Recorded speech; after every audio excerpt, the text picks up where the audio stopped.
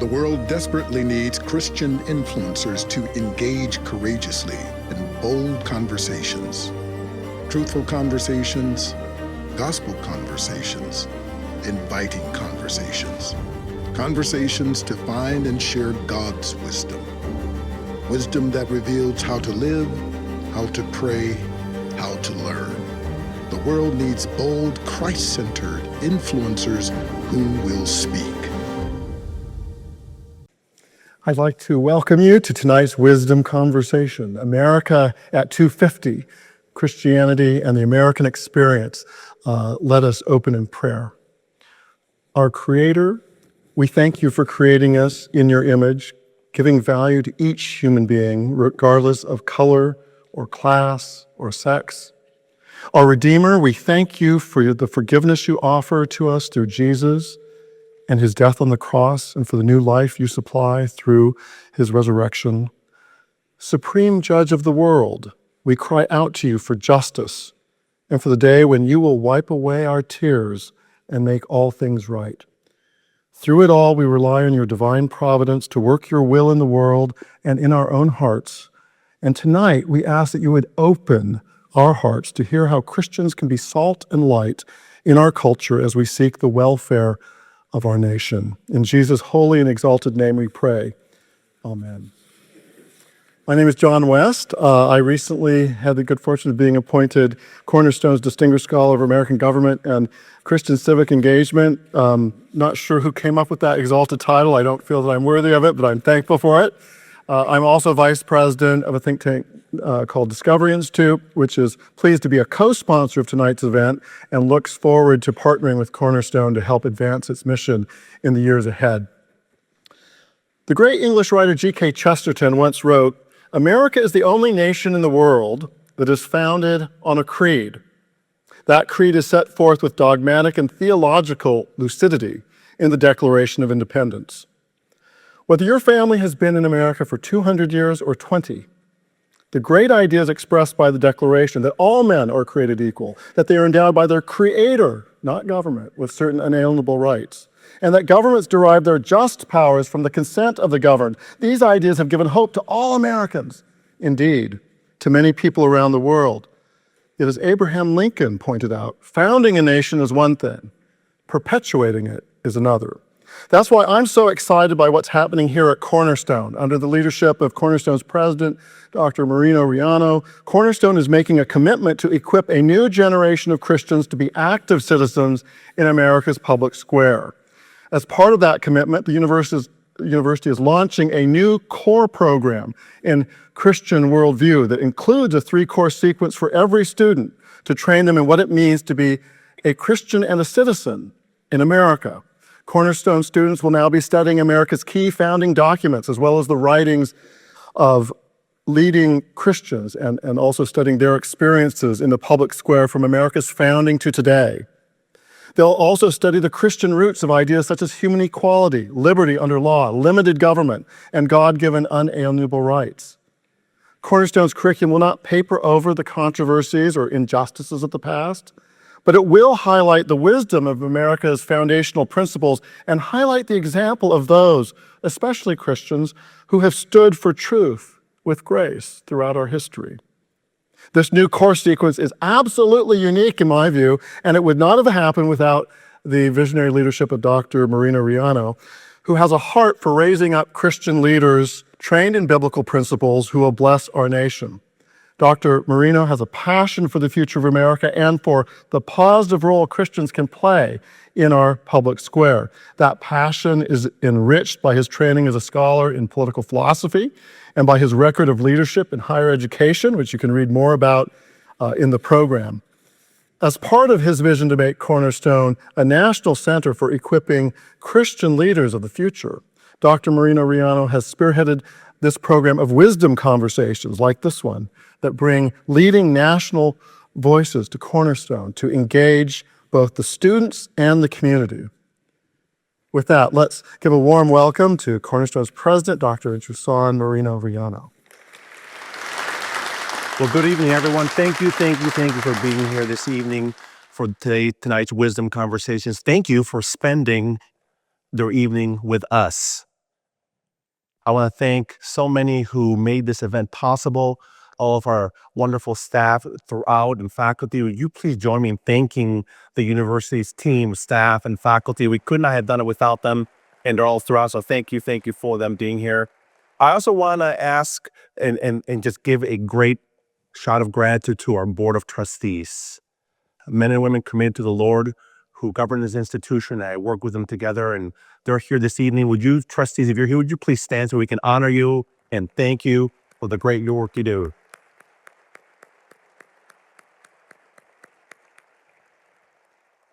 It's a team effort. Thank you, ladies and gentlemen, for being here. To the great Cornerstone University students who are here, thank you for being here, Cornerstone students. Let's give them a round of applause. Cornerstone students throughout, thank you for being here as well. We have a great evening. Thank you for joining us. I have the privilege of having two of what I call my intellectual heroes here this evening. I shared with them backstage that years and years ago, as a graduate student, as a young faculty member, when I encountered their works, they had such a profound impact. And I thought to myself then, I want to meet them. I want to bring them to a university wherever I end. And here we are many years later. I was able, and with the support of so many of our sponsors and board, and to bring them here to this university. I'm so grateful that they are here.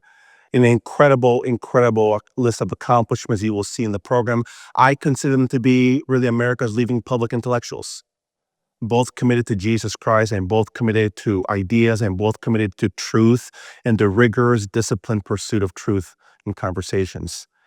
And both have a profound and beautiful, more than just friendship, but brotherhood. As you will see in the program, our first distinguished guest is Dr. Cornel West, and Dr. Cornel West holds a Dietrich Bonhoeffer Chair at Union Theological Seminary, an incredible author, incredible just a list of accomplishments. I've read a number of his works. One of my favorite ones is his memoir. If you've ever read that, I would encourage you to read that. Brother West, Living and Loving. Thank you, Brother West, for that.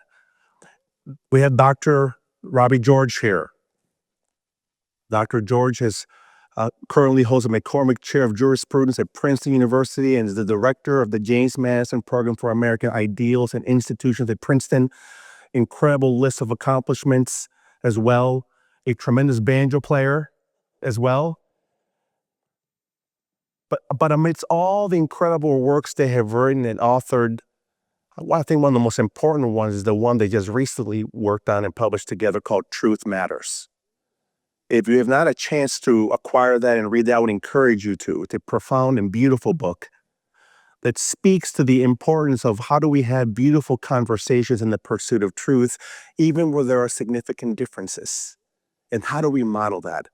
Ladies and gentlemen, as we think about America at 250 and at 85th year here at Cornerstone, I can't think of a more important conversation to have for the sake and future of our country than that one.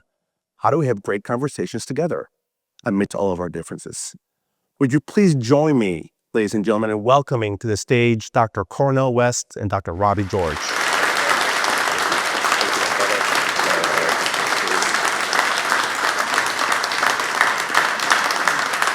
Well, thank you both for joining us this evening. We've been all looking forward to being here, so thank you for coming and joining us and spending your evening with us. And I want to ask you to first to share about your beautiful brotherhood, a friendship that you both have, how it started, and why it's so important to model for us and how we can learn about that and even do it in our own lives. Well, Mr. President, first let me just say, I know I speak on behalf of Brother Cornel as well as myself.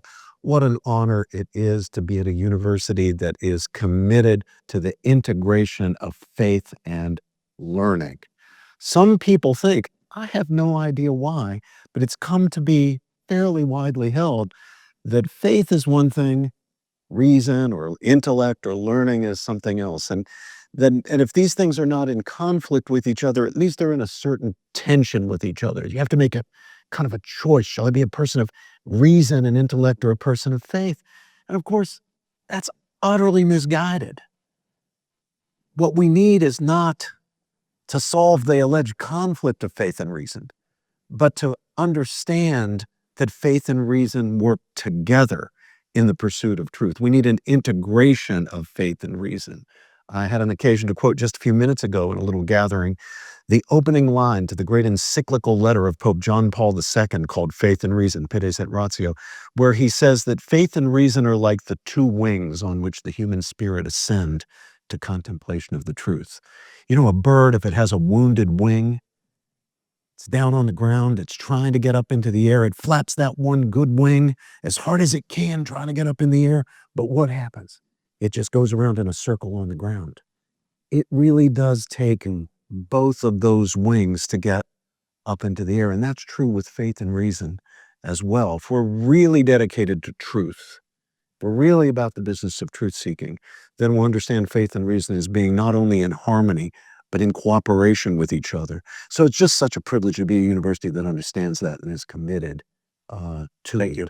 And then I want to thank, of course, you, Mr. President, Chairman Boss, everyone who helped to make our visit possible. It's such a blessing to be here with my dear brother Cornel in your company, and so we appreciate that very, very much. Well, how did this all begin? This great brotherhood between my dear friend Cornel and myself, how did it all begin? Well, back in the late 1980s, Brother Cornel came to Princeton. He had been at Union Theological Seminary, I think at Yale as well at that point. I was already on the faculty, but I was just a little junior assistant professor, and Cornel was already the great Cornel West.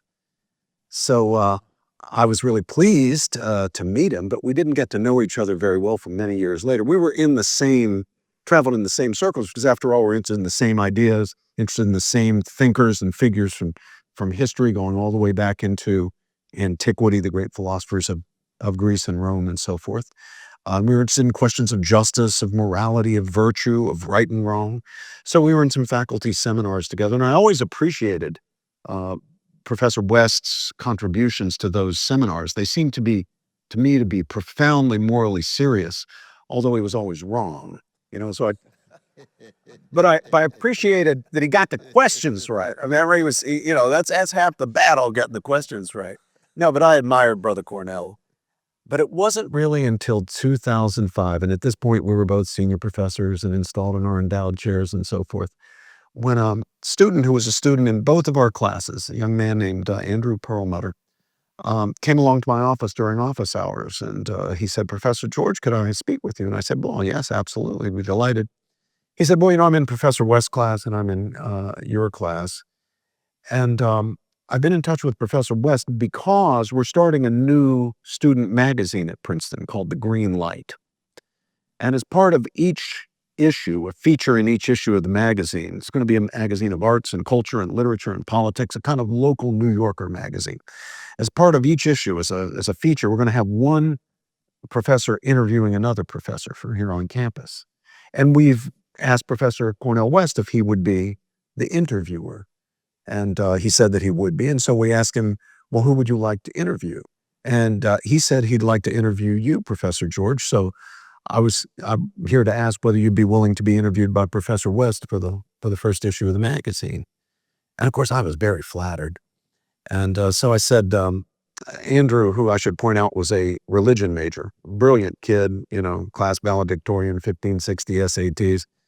I said, Andrew, I'd like you to send a message back to Professor West. I'd like you to tell Professor West that Professor George says, but it is I who should be seeking baptism from you. To which the young man religion major responded, huh? And I said, you just tell him that. And he said, okay, I'll tell him that, but are you willing to do it? And I said, well, of course I'm flattered. I'm honored. The great Cornel West wants to interview me. Could interview any of these Nobel Prize winners in our physics department or our math department or any of these great figures. And so I was really flattered. So the day came for the interview, and it was going to be in my office, and up came Andrew and up came Cornel.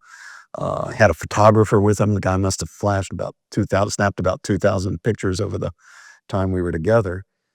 And I remember Andrew had one of these. Some of my generation will remember these. Remember cassette tape recorders? He had one of those old cassette tape recorders, that a half hour on one side, half hour on the other side. So he put that tape recorder on my desk and he pushed the button. He said, go. Well, we launched into it. And this was not an interview. This was a rock'em sock'em, debate, discussion. We're talking about every issue. And of course, after a half hour, that tape clicks off and Andrew jumps up and he waves his hand. He said, stop, don't say anything.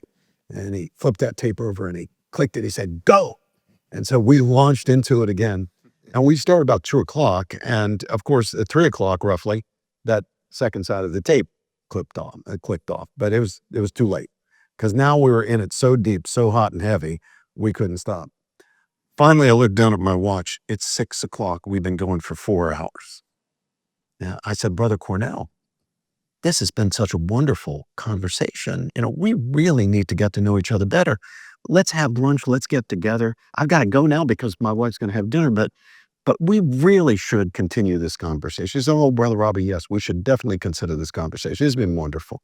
I said, well, walk me down to my car. I'm parked down here on William Street near the Princeton University Press. So I said, sure. So we walked down and, we got the debate going up and going again. And so we got to my car and then I stand there for 45 minutes, my hand on the latch, and we continue going. Finally, I said, Brother Cornel, my wife's going to call the police and report a missing person.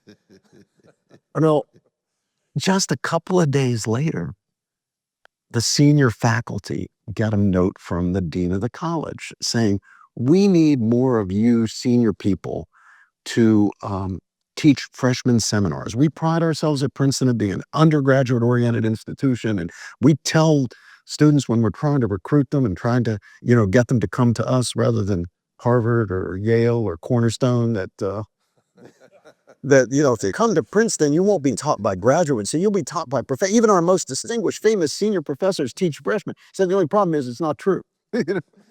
So we need some of you to make it true. We need you to volunteer. Well, the light bulb went off over my head. And I thought, gosh, wouldn't it be wonderful if Brother Cornel and I could just continue that conversation we had with 16 or 18 of these brilliant Princeton freshmen. So I got in touch with Cornel and he said, Brother Robert, that'd be a wonderful, let's do that. Let's propose a freshman seminar. So we put our heads together and we cooked up the idea of doing a great book. So we called the seminar Adventures of Ideas. We're calling the title of a book of a great philosopher, Alfred North Whitehead, a Harvard philosopher in the 1920s and 30s that both Cornel and I admired. And we decided we'd start with the ancient Greeks and then we go all the way forward to the present with one book a week. Cornel would choose half of them and I'd choose half of them. Books that were important in our own intellectual and spiritual odysseys and important to us. No secondary sources. So you didn't want the kids learning about what other people thought Plato said or what other people thought St. Augustine said. We wanted them to wrestle with Plato and with St. Augustine, with the actual texts. And we do one book a week and carry on through the semester. And we did Sophocles' Antigone and Plato's Gorgias and St. Augustine's Confessions all the way up to Martin Luther King's letter from Birmingham jail. That was the last reading. And it was just a wonderful experience. The most blessed experience I'd had my entire academic career. Teaching with this brother is just something else because he's such a man of inspiration and integrity and insight. And so I was looking forward to every Wednesday because seminar would meet on Wednesday evenings. We'd have dinner before the seminar together. We'd get the conversation going, and then we'd go over with the youngsters and go for 3 hours in the conversation. And that's how it all began. And we kept doing that. We kept teaching until he decided to abandon me and go off to Harvard. And then we couldn't teach together anymore because we're in different places, although he took his first leave and came back and we taught the seminar again at Princeton. But then once we weren't teaching together regularly, we decided, well, we'll take the show on the road. And next thing we knew, we were not only teaching together and lecturing together, but writing together and singing together and praying together. And we got to know each other's families. And his daughter, Zaytun, was a brilliant student, a Princeton undergraduate, now doing her PhD at Princeton in German literature. Became a niece to me. She calls me Uncle Robbie. My kids, very close to Cornel. We met each other's.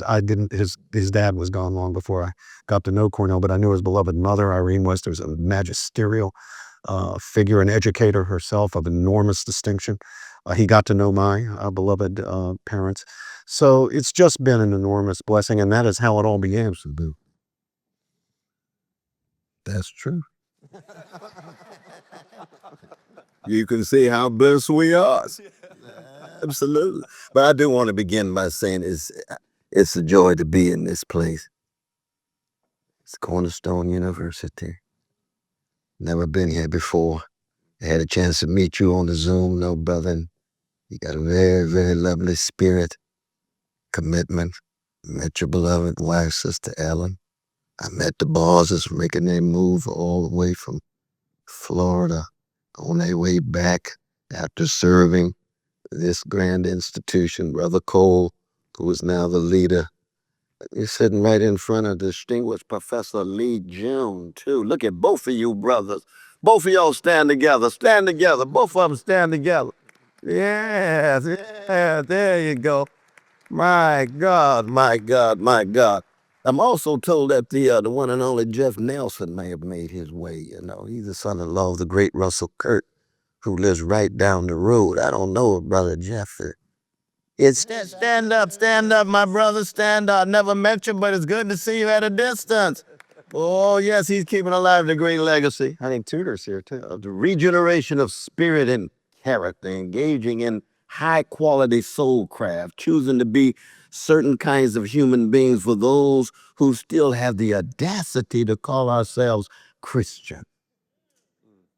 To really want to see Jesus more clearly and love Jesus more dearly and follow Jesus more nearly in such grim and dim times.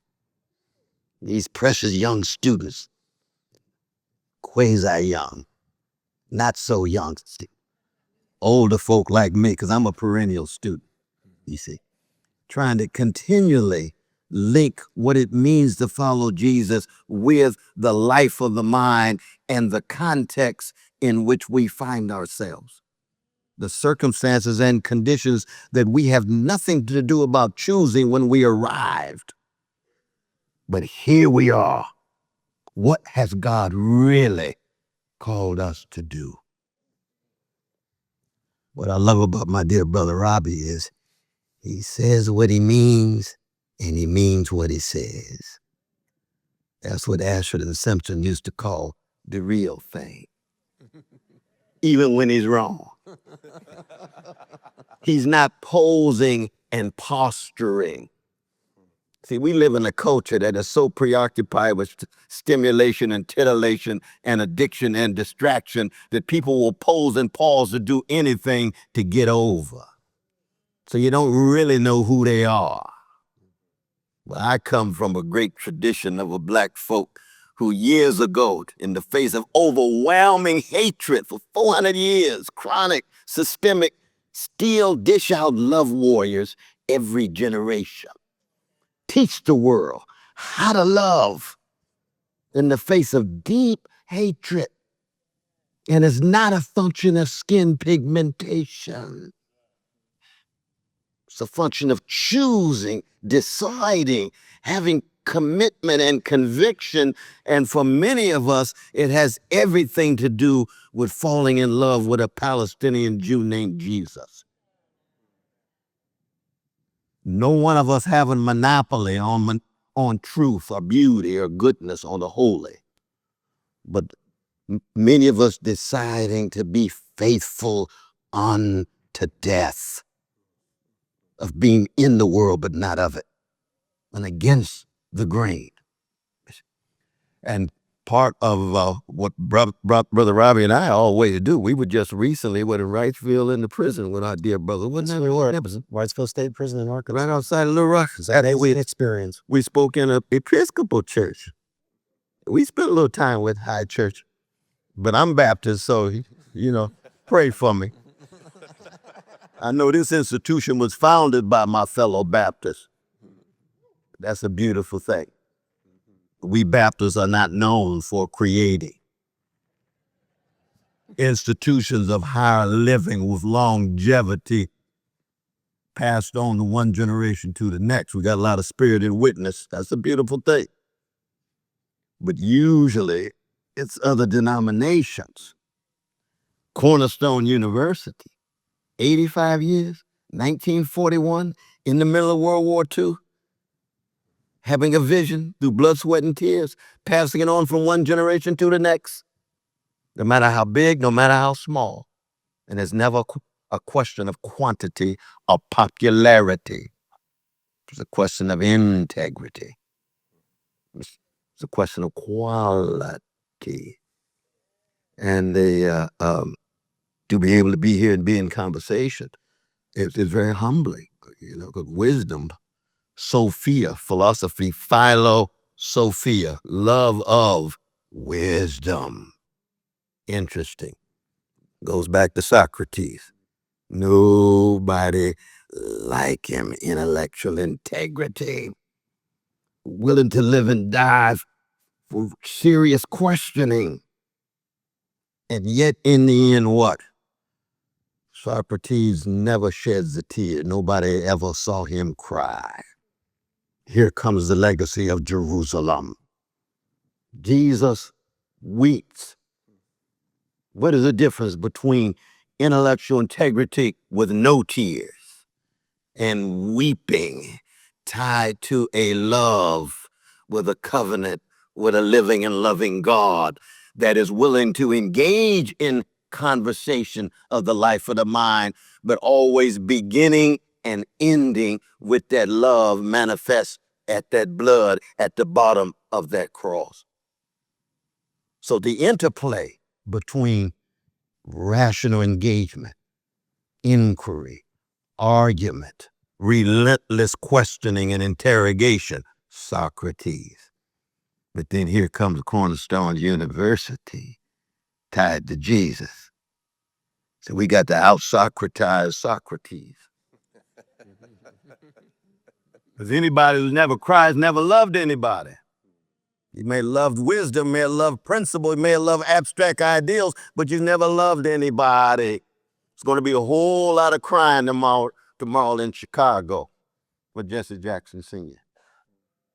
How come? Because for many of us, we could feel his love. And that's true for any funeral that you would attend, if you felt loved. And part of our challenge these days is to bring together some of the riches of Socrates going back to Athens, or Cicero going back to Rome, or Amos and Esther and Jeremiah and Jesus, yes, indeed, going back to Jerusalem. But then coming to the United States, 250 years. Good God Almighty. Jefferson, Washington, Monroe, Frederick Douglass, Harriet Tubman, Sojourner Truth, all intertwined. Critical reflection, tears tied to deep compassion, love at its deepest level. And the tradition that produced me simply says justice is what love looks like in public, just like tenderness is what love feels like in private. And Brother Robbie and I have been on this Socratic train, on the love train. Jesus sits at the center of it. That's one of the major common grounds. Is that fair, my brother? Absolutely. It is the number one. Very much so. Now, he's a Catholic brother, so he prayed on. You know, we already praying for you, but he's my dear Catholic brother, and that Catholic tradition is as rich and as deep as it comes. That's where we Protestants come from. There's no Luther, there's no Knox, there's no Swigley without the Catholic backdrop of the Pascals and others, you see. But at the same time, we got to deal, with a world that is so overwhelmed by organized greed and weaponized hatred and routinized indifference to the suffering of the weak and vulnerable, and unbelievably overwhelmed by just cruelty. But that's not new.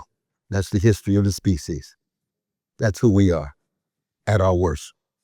And the question is, Cornerstone, Princeton, Union Seminary, will we be able to shape and mold the hearts and minds of young people to accent the best in the face of all of that greed and hatred? Lastly, recognizing exactly. No, because the music is not ornamental or decorative. It's constitutive of who we are.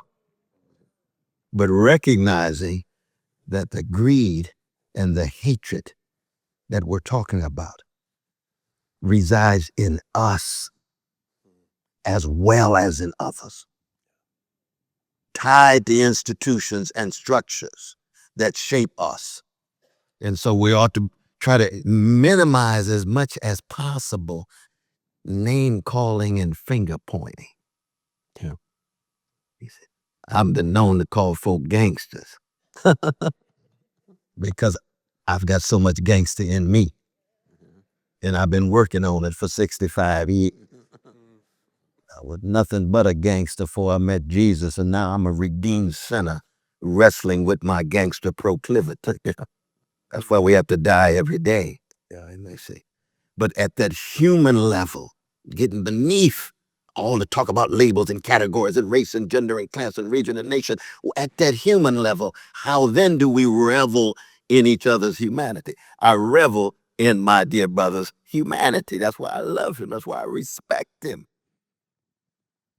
I love his mother and father, even though they passed. He loved mom. You see?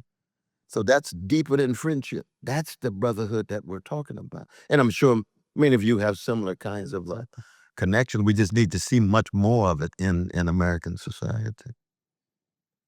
In the last 2 months, I've had 2 conversations with community leaders who come to me. They did not know each other. They came to me separately and they said, we are praying for a revival in this country. We're praying for revival in Michigan. And we're praying that Cornerstone University is a part of that.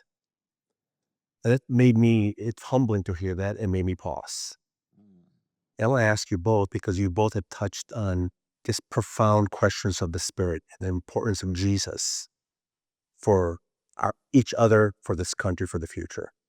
But I want to ask you to comment on revival, the need for it. How could it take off? You both are men of ideas. You studied American history, different backgrounds, but the importance of revival, true, heart-changing, mind-transforming, life-altering revival, and the need that we have for that in our country.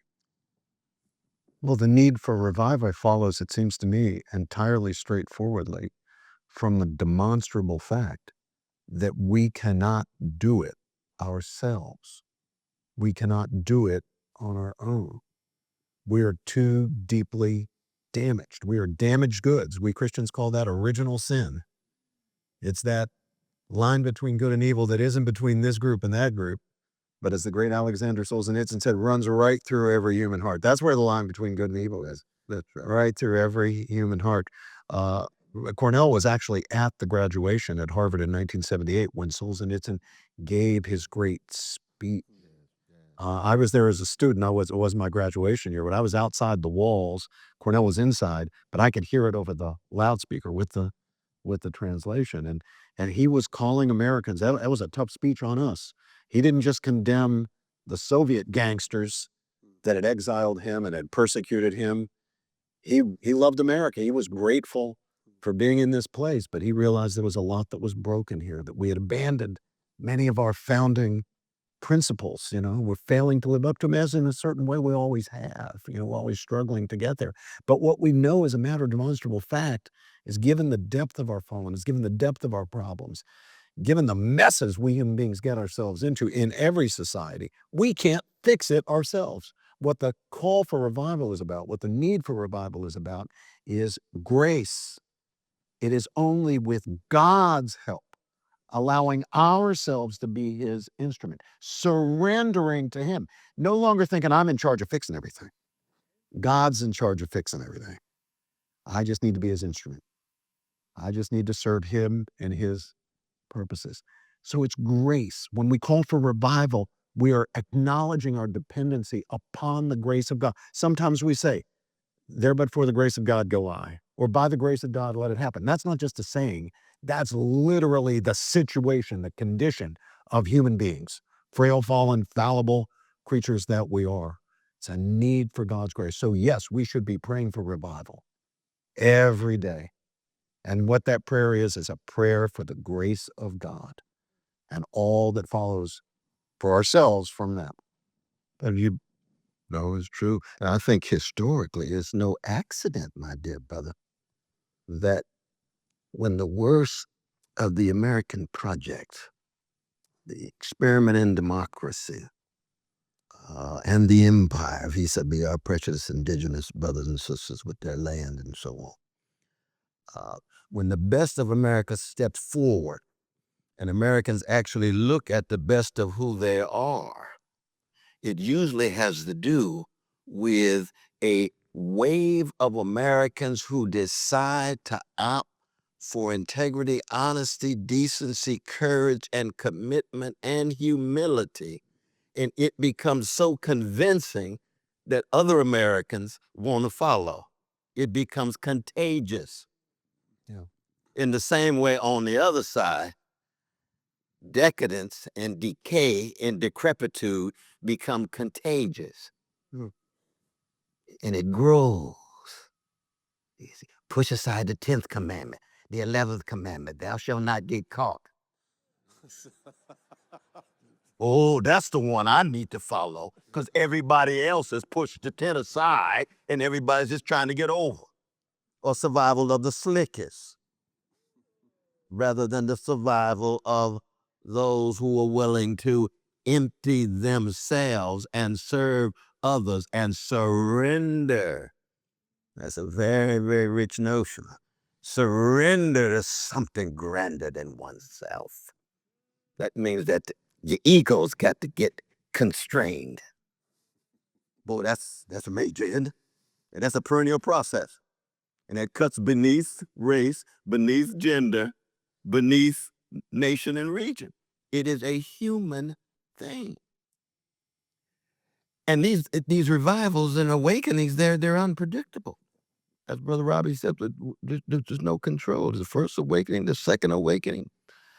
And you want to have leaders of the same kind of spiritual quality who are not sending signs and signals that in order to really be acceptable and visible is to be well adjusted to injustice, well adapted to indifference, rather than committed to a love that makes you look foolish in the eyes of the world. Erasmus says what? That's a compliment. It's called folly. Because folly in this world is a deeper form of spiritual wisdom in the eyes of God. That's what that cross, in many ways, is all about. That unarmed truth and unconditional love that gets smashed by the major powers and forces in this world, and they think they have triumphed, but here comes the blood. And here comes Long Saturday and the wait. Then here comes surprise by joy on Sunday morning. That's the Christian narrative and promise. And it is the greatest one for me. Because it's not a question of what others are doing. It's what one has decided in one's own heart, mind, and soul, saying, this is the way I'm going. I'm following Jesus. I'm going to love my way through the darkness. That's what I plan to do. That's what it means to find a voice. Now, of course, the anthem of Black folk is what? Lift every voice. It's not lift every echo. If you're going to decide what you do by listening to the echoes of the silos, then you never find out who you are. You end up imitating the imitator or wearing a mask. And one of the wonderful things about being a follower of Jesus is Jesus wants to know, who are you really? Where do you stand in relation to me? And your voice is like your fingerprint. Don't look around and have somebody else speaking for you. You got to be able to stand up in the name of a love, in the name of a wisdom that you are accountable for. You know, I think we often forget, to our detriment, we forget just how radical Jesus' message is. Just how radical Christianity is. Absolutely. Think of most places, most times, and most history. What was considered great Was it compassion, kindness, humility, love, self-sacrifice? No. Power, domination, exploitation. What do we call Alexander? Alexander the Great. Why did people consider Alexander great? Because he conquered and he dominated and he killed and he enslaved and he exploited.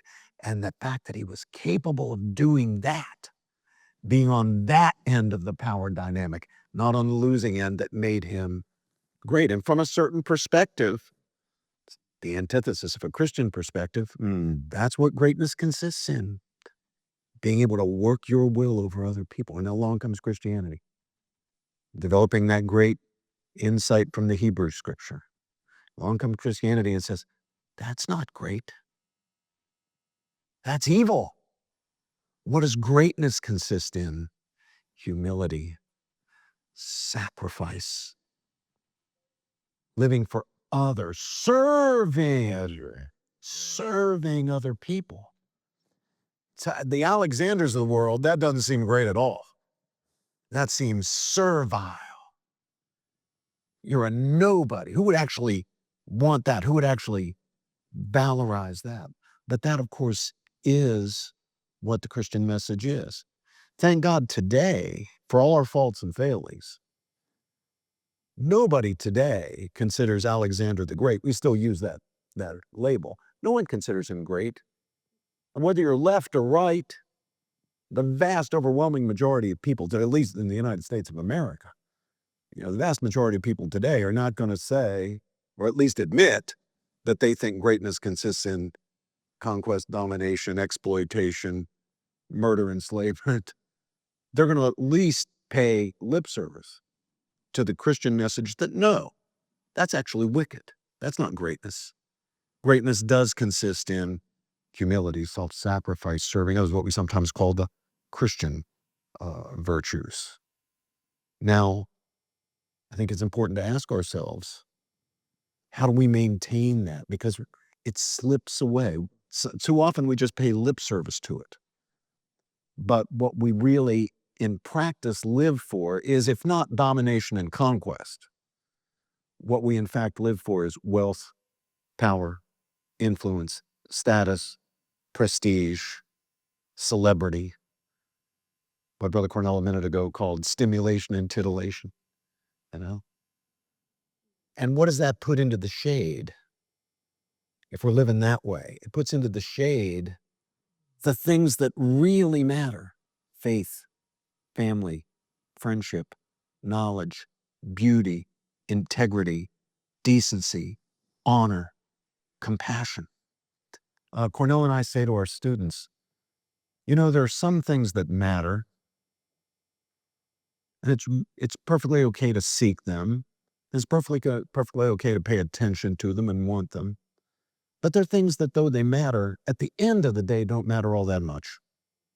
Wealth, power, status, influence. At least our students, things may be different here at Cornerstone, it'd be nice. But at least the students I teach are really fixated at this moment in their lives, in their careers, on their CBs and their futures, and wealth and status and influence and power and being close to power and celebrity and so forth. And we say, well, those things matter. They're not bad. You can do good things with them. If you have a lot of money, you can build businesses, create jobs for people, provide people with goods and services they need and want. If you make a lot of money, you can become a philanthropist. You can support Cornerstone University, which you should be doing to be a best man extra less. There are lots of good things you can do. Same with influence, same with power. You can do good things. But those things are not things that are good in themselves. They're good as means to other ends, not as ends in themselves. And if we get focused on them too much, we lose sight, we lose track of the things that really matter. Those things I mentioned a moment ago: faith and family and friendship and knowledge and beauty and integrity and honor. The things that are desirable not merely as means to other ends, but the things that we want or should want for their own sakes. the things that are really constitutive of our fulfillment and flourishing as human beings. David Brooks has a wonderful way he puts this. He says that, wealth and power and status and influence and prestige, those are the CV virtues. Those are what you want on your CV, because they're going to help you get ahead. And it's not wrong, especially for you students here. It's not wrong to want those things. It's not wrong. But we have to keep them in proper order. What we should really care about are not the CV virtues, but the tombstone virtues.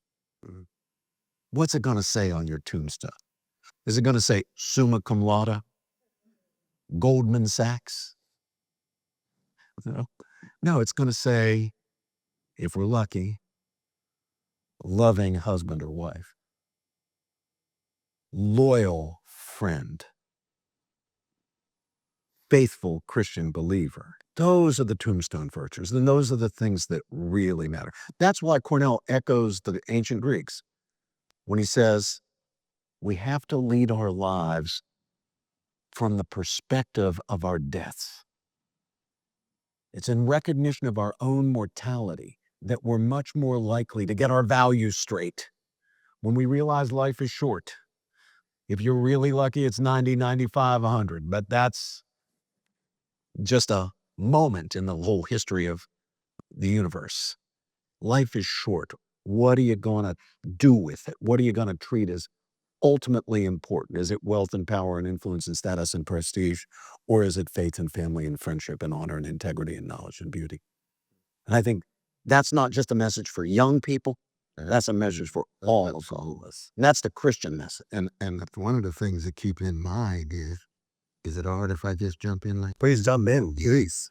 That when you think of 250 years ago, where you get a small group of folk who think they have to throw off the British Empire. That's Jefferson's language.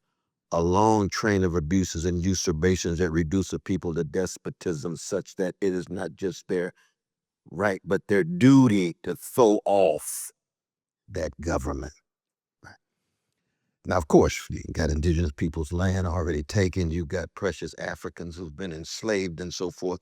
But they also are providing some possibility of a major moment of interruption of the dominant forces in the history of the species that go all the way back to Cain and Abel, which is a history of organized greed and hatred, domination, exploitation, degradation.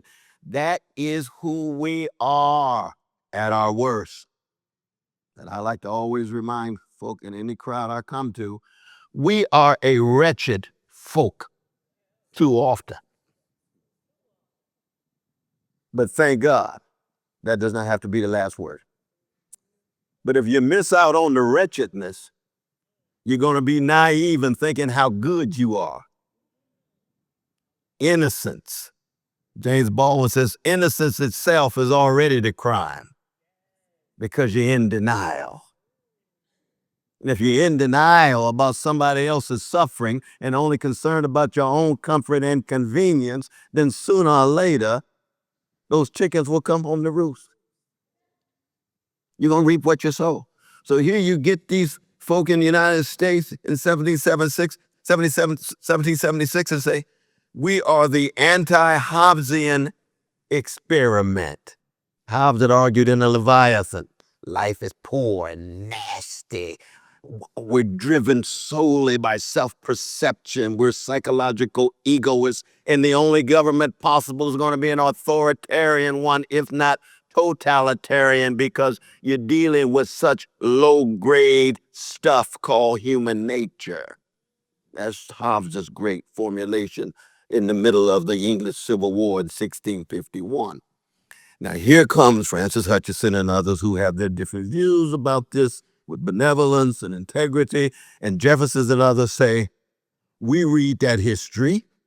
We know how wretched human beings have been, but let's provide some moment of interruption that can push back this greed, push back this hatred, push back this indifference, and maybe create a social experiment in which persons can aspire to be better than their worst. Now that's a beautiful notion. It is.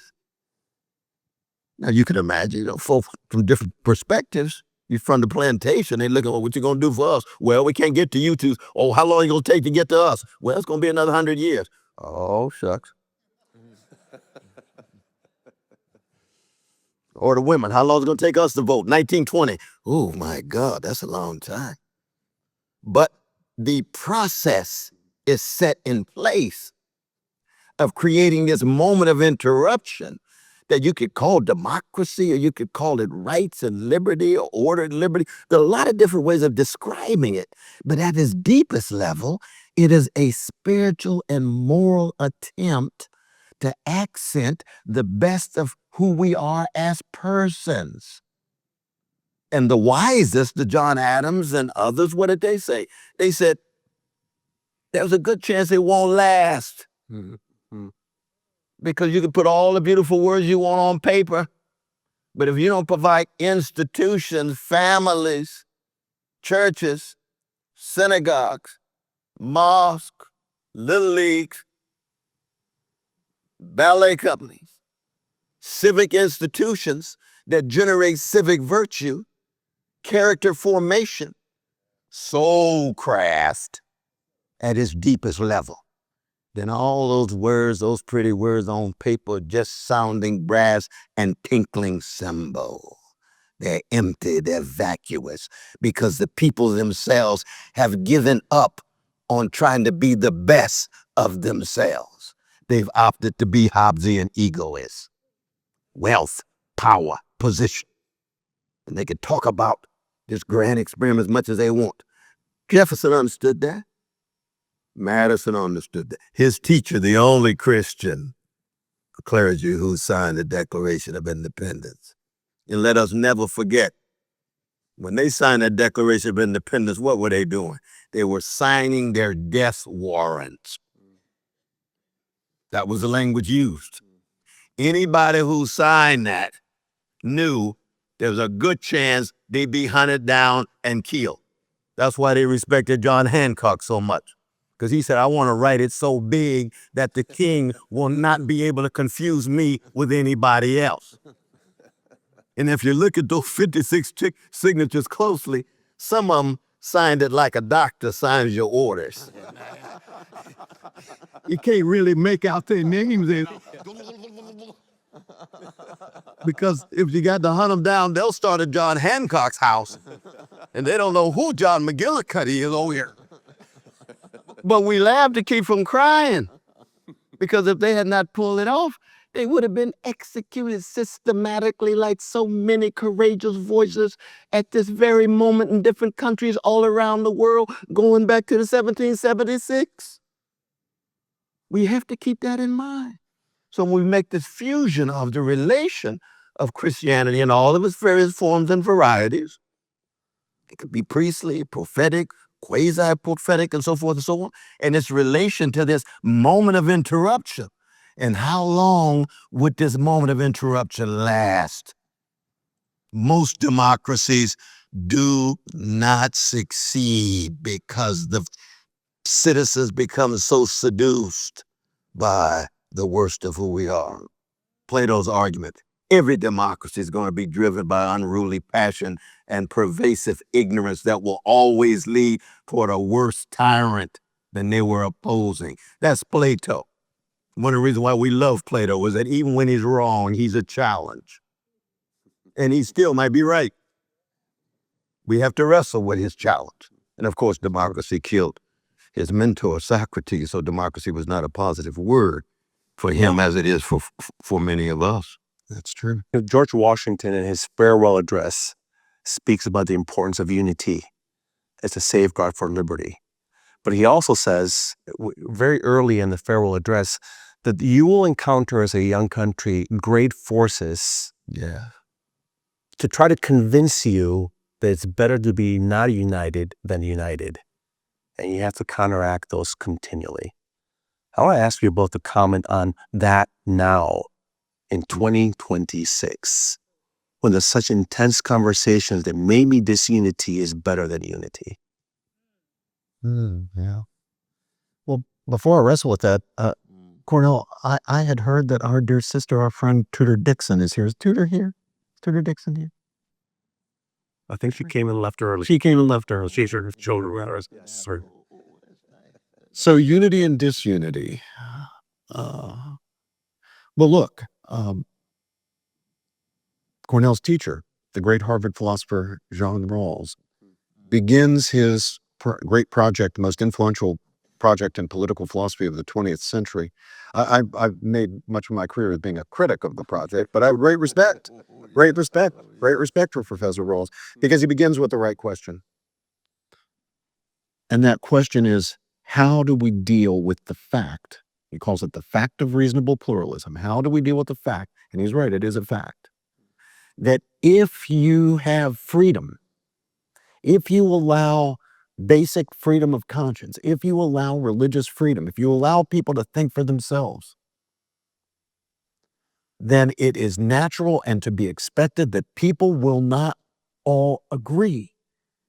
And their disagreement will extend not only to the minor, relatively trivial or superficial things of life. The disagreement will embrace the big, important questions, the questions of meaning and value, of human nature, the human good, human dignity, human destiny. Now, given that you're going to get that disagreement, if you allow freedom, how do you stop the disagreement from tearing the country apart, undermining the regime supporting the freedom itself? That's a real challenge. Rawls is right to ask the question. Not just I've criticized his answer to the question. We can get into that if people are interested. It's the right question.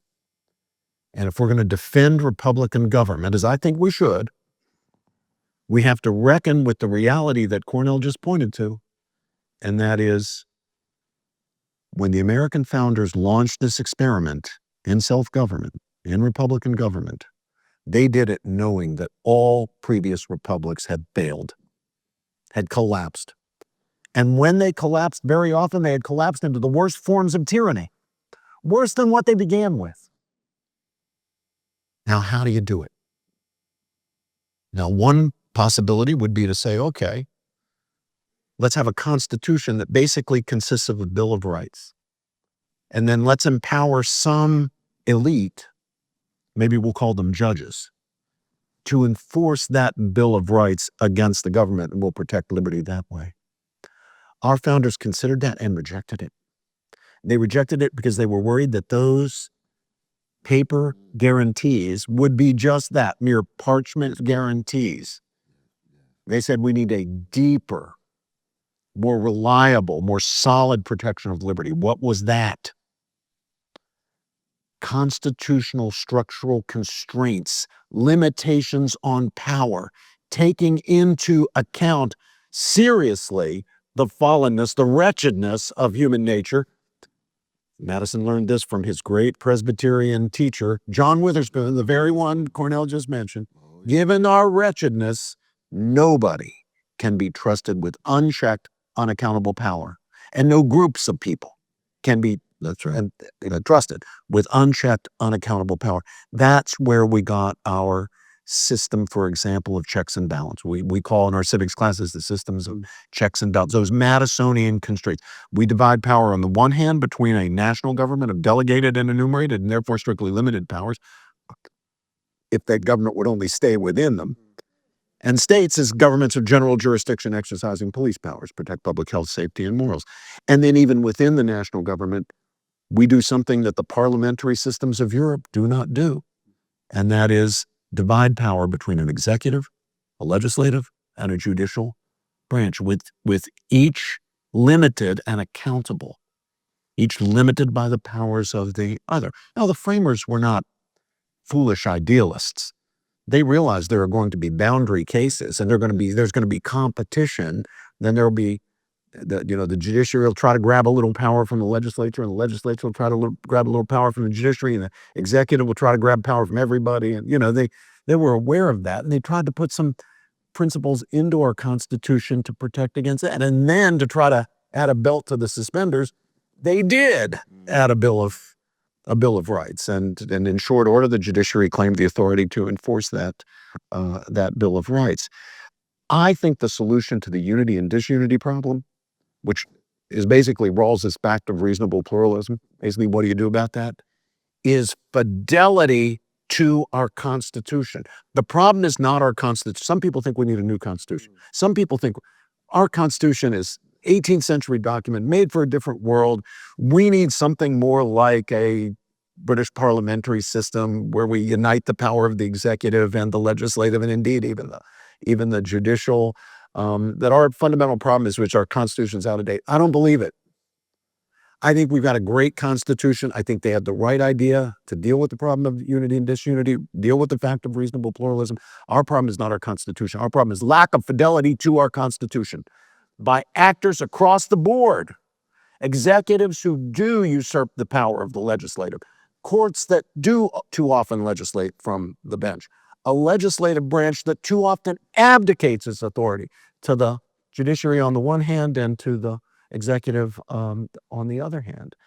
And as Cornel pointed out, I'm just riffing on him now, it's those precautions, those structural constraints on power.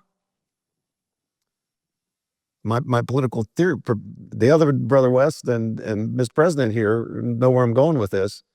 Read the Federalist Papers. Those structural constraints on power, by the founders' own reckoning, in their own words, were merely auxiliary precautions. Secondary precautions. What is the primary protection of Republican government, of liberty, of unity? It's not governmental structures. It's the non-governmental institutions of civil society that carry the lion's share of the load when it comes to the formation of citizens. It's mom and dad and grandma and grandpa and auntie and uncle and coach and teacher and pastor. It's the family, it's the church, it's the little league, it's the ballet, it's the library. What Edmund Burke, the great Edmund Burke, called the little platoons of civil society. What the greatest commentator on American democracy in all of history, that foreign visitor in the 1830s named Alexis de Tocqueville, pointed to when he asked the question, what makes American democracy work? What makes a democracy in America work? He goes right to those institutions of civil society that do the formation of civic virtue. And I would add, especially on this disunity point, the formation of civic friendship. If those institutions don't teach us to honor people with whom we disagree, not to treat them as enemies to be destroyed, if they fail to do it, no one else will do it. And we'll end up where we are very close to being today. Could end up where we were in 1860. And today we're very much like where we were in 1800. Treating each other not as civic friends when we disagree, but as enemies to be destroyed. And there's the threat to Republican government. Oh, that's real. That's real. Absolutely. Absolutely. You know, I would just add just a little small footnote. And here our dear brother Russell Kirk would agree with Martin Luther King Jr. that in the end, if we neglect the spiritual and the moral dimension of who we are as persons and a people, then even the best fidelity to the Constitution is still too abstract. It's not fleshified and concretized on the ground and how you treat people. We see, when I was coming along in Vacation Bible School in Shiloh Baptist Church, and I was told by Reverend Willie P. Cook, he said, look, Cornel, if the kingdom of God is within you, then everywhere you go, you ought to leave a little heaven behind. Now, you see, that comes from the genius of Christianity that argues that if we don't cultivate the courage to love, not just calculating the consequences, but believing that intrinsically loving one's way through life is still desirable, even if you don't end up winning in the world's success. That's nothing to play with. That's a way of life. That's a mode of being. And once you miss out on that, then the very notion of moral and spiritual greatness, I mean, somewhere I read he or she is greatest among you will be your servant. That's spiritual greatness. That's moral greatness. That's different than Genghis Khan and Napoleon and Alexander and all the others. But if Jesus said it, I always want to get the edge of my seat. Jesus said to be a servant to the least of these. That's not just empty words. I've decided to follow him. Which means you're doing that, one, because you believe it is the richest way of being, not just for the reward of the heavens, but because in this cold, cruel, sin-sick world, it's still the desirable way of being. And then, without that as the backdrop of a democracy, your democracy is going to slide down the slippery slope of wholesale commodification where everybody's for sale, everything is for sale. It's all about buying and selling and ending up overlooking human dignity and human sanctity. Now, Brother West, I think he's my vanilla cousin. Where is he? There's my brother. My Brother West started off with what? Imago Dei. That's it. That's a sanctity and a dignity that God gives each and every one of us, made in the image and likeness of a loving and living and almighty God. And the world can't take it because the world didn't give it. Yeah.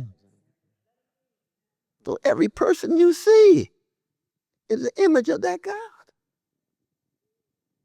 And it has to be attempted to live out. We all fall on our faces. As Samuel Beckett says, we try again, fail better. Try again, fail better. And I mean, he's secular, but so many of these secular figures are really just lapsed Christians and lapsed Lutherans like Hegel and Nietzsche and lapsed Presbyterians because they've fallen back on the spiritual tradition. They just secularize it in different language. Ooh, yeah. Justice, justice, justice. Any justice that's only justice soon degenerates into something less than justice. That's right on Nebo. Meaning what? All the talk about justice in the world is just a lifestyle and a market strategy if it's not grounded in a love or mercy. Love and mercy is deeper than justice. But you can appropriate the love and justice, push out the religious and spiritual dimensions, and think you're just talking about justice. No, it's too thin. It's not going to last. You need that rich, deep stuff. Don't transform the blood at the cross into Kool-Aid. That little thin stuff you dip into and want to get a blessing rather than be transformed and want to be a blessing.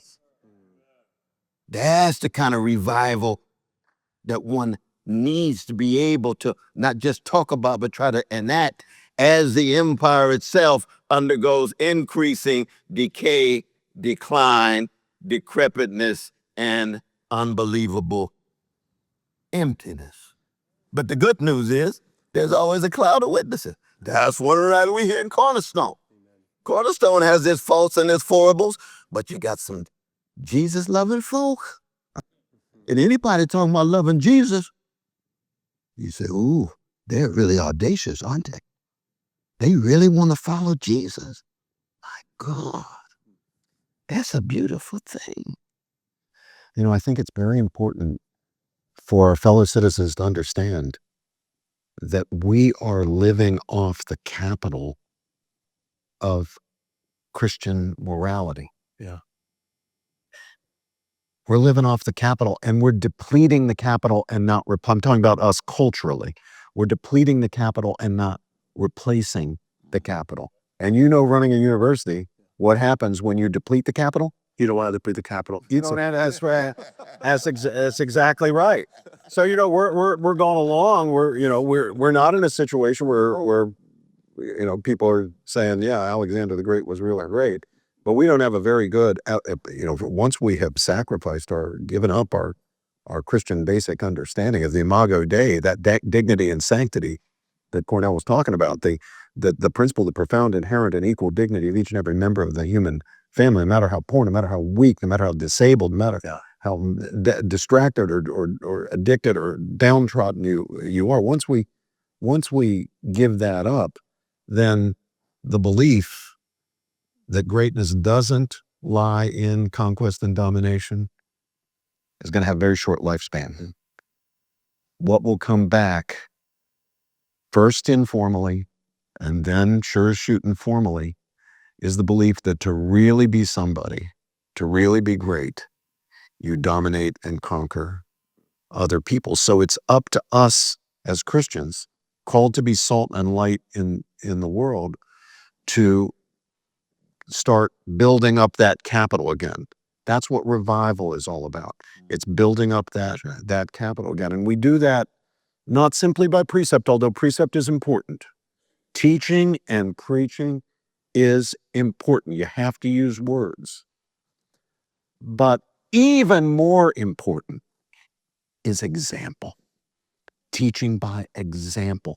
People seeing other people, beginning with mom and dad and grandma and grandpa and auntie and uncle and teacher and coach and librarian and pastor himself, setting the example of what it means to lead a Christian life. That combination of precept and example is, I think, how it is that we're to be called on. We're called on to be salt and light to the world.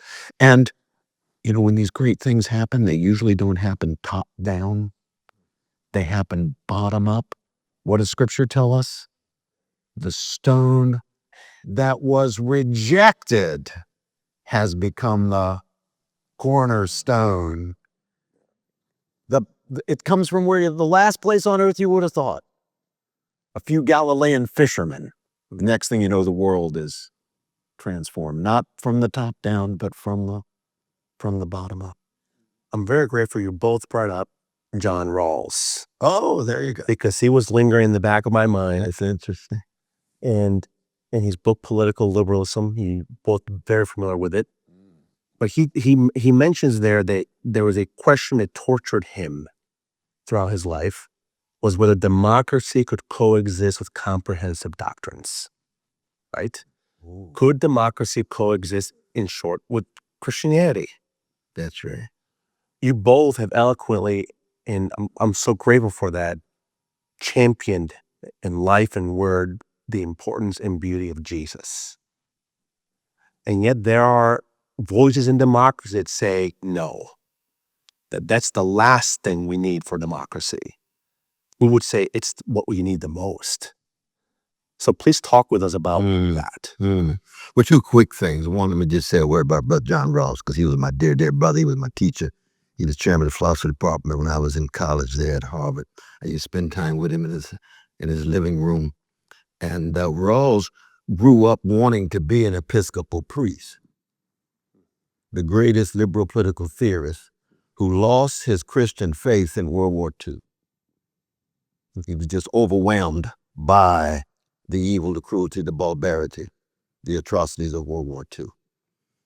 But he decided in his secular form, first with Kant, and then later on with some engagement with Hegel, but first, especially with Kant, he decided, he said, the best way to be a force for good is to accept the primacy of morality and liberty in a society that was more and more obsessed with just money and power.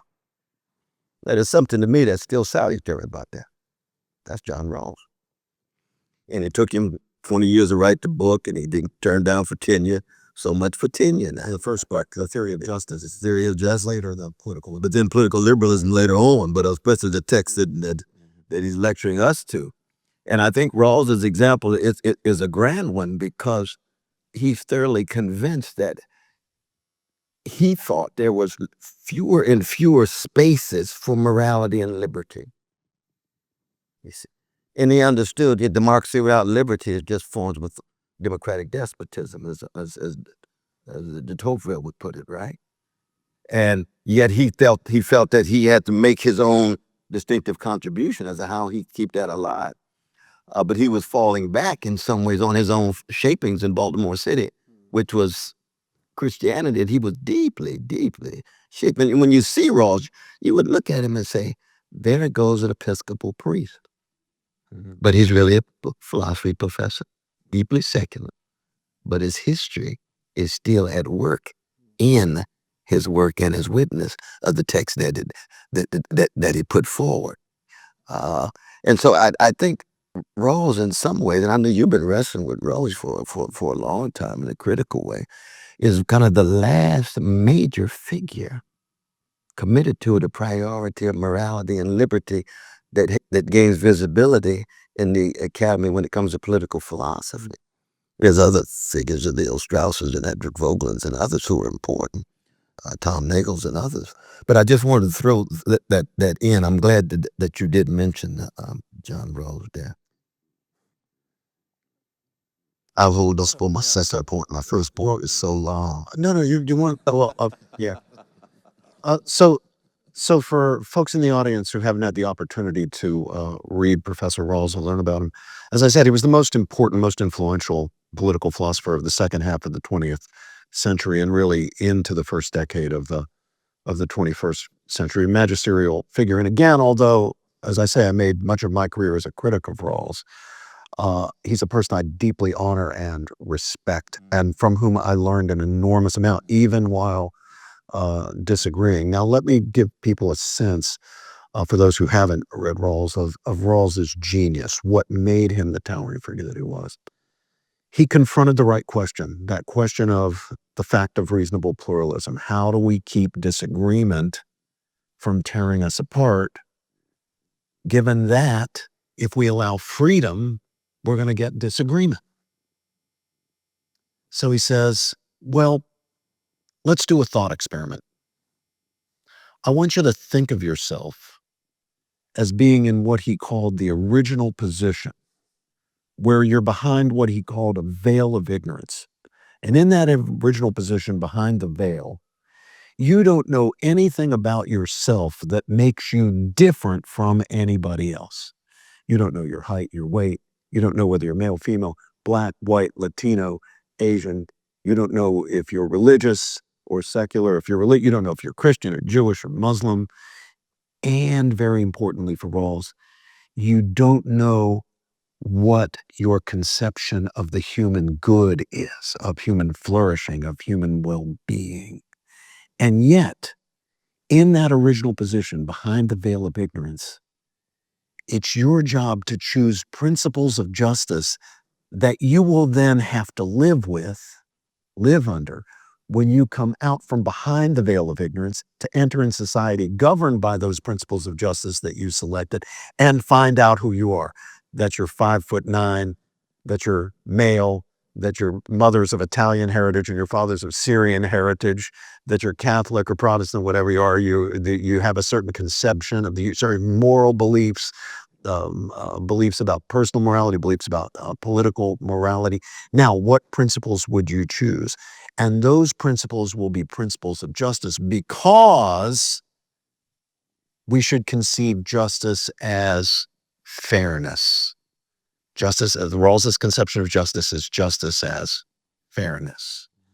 Now, given all that, Rawls says you would select principles of justice that prevented public action, including our action as citizens in the public square, that drew on controversial conceptions of religion or of what makes for or detracts from a valuable and morally worthy way of life. Rawls gave it a label. He called that anti-perfectionism. You would choose anti-perfectionist principles out of your sense of fairness, because justice is fairness.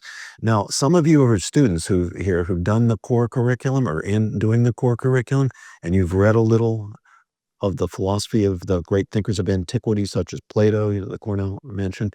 You're immediately thinking, well, wait a minute. That's a conception of justice as fairness. But that's not the only conception of justice. So I've heard other people like Plato say, no, justice is giving each his due.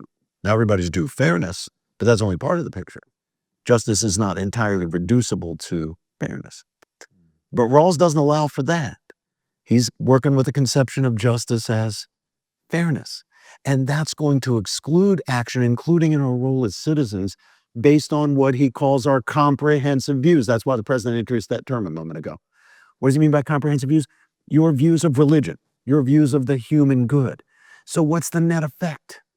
It's to drive those views from the public sphere into the purely private domain, in the sphere of the home, the church or mosque or temple or synagogue. You know, it's what you do around the dinner table before you have your meal, or at bedtime on your knees, or what you do on Sunday at the church. But it's now not playing the role in our public life.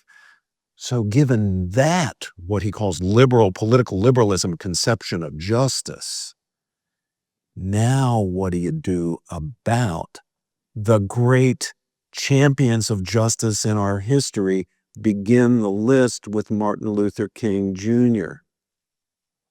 When Martin Luther King Jr. comes into the public square, does he leave his religion behind in the church or at home? No. He comes fully clothed as the Reverend Martin Luther King Jr., son of Martin Luther King Sr., Baptist minister. He pleads for the end of segregation and Jim Crow in the name of what? The universal brotherhood of man and the universal fatherhood of God. It's full-blown religious stuff. It's not laying aside a particular conception of the human good, of human nature, the human dignity, human destiny. It's drawing on that Christian vision as your source and inspiration for overcoming the injustices, bringing the nation to its founding principles, finally getting the nation to live up to that pledge that the other Brother West quoted to us from the Declaration of Independence, that all men are created equal, endowed by their Creator with certain unalienable rights. So Rawls is in a struggle here. He needs to somehow not excommunicate Martin Luther King from the American project, but at the same time, he wants to keep religion out of the public domain, the domain of public affairs, and restrict it to the private. And you can probably get a sense of where my critique comes. Absolutely. But I'm saying just a quick defense of Rawls, even though the overall project is problematic. And here is very similar to Thomas Jefferson, you see. When Thomas Jefferson founded University of Virginia, it was the first university in the history of this country that was founded no longer around a religious belief. Why? Because the worst of we Christians has been the accommodation of Christianity to some of the vicious forms of domination. Rawls lost his religious faith in part because he's in Germany and he sees 85% of these Christians following a gangster named Hitler. He says, where's the Jesus in this? Well, there's Dietrich Bonhoeffer over there, but he's in the cell, so you won't be able to interact with him too much. And the confessing church was a little small confessing church. And even the confessing church was much more concerned about purifying themselves than being in solidarity with the Jewish folk who were going under. That's why Bonhoeffer used to begin every lecture that he gave in his seminary underground. He started with a Negro spiritual because he was deeply shaped by Abyssinian Baptist Church and Adam Clayton Powell Sr., who was his pastor when he was at Union Seminary where I teach. He was the only vanilla brother in the chocolate church. But the gospel for everybody. Right. But Rawls says all of these German Christians accommodated themselves to organized greed and hatred. These Christians, they accommodate themselves to slavery. They accommodate themselves to Jim Crow. How many Christian voices critical of lynching in the 1890s and so forth and so on. And when he sees that, he says, we better keep those folk out of the public square. But that's dangerous too. That's dangerous too. No, their voices ought to be heard. You just have to be able to engage in various forms of soulcraft to convince them that hating and revenge is less desirable than love and justice. And if you're unable to do that, then you're going to have an authoritarian. And democracy is going to be gone anyway. So that Rawls has his reasons, as did Thomas Jefferson. Right? The reason why he wants separation of church and state is why? Well, you got to watch some of those churches now. Lord, they're doing some things to Jesus.